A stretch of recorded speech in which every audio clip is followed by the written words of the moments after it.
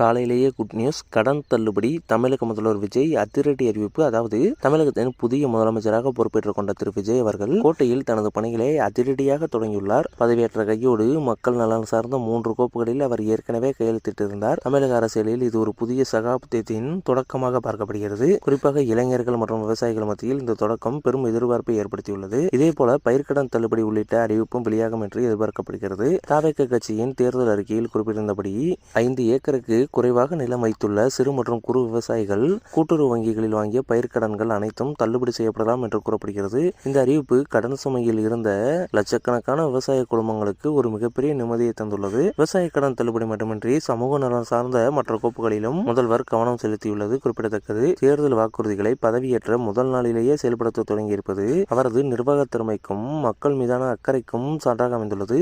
இந்த அதிரடி மாற்றங்கள் தமிழகம் முழுவதும் உள்ள மக்களிடையே ஒரு நேர்மறையான அதிர்வலையை உண்டாக்கியுள்ளது.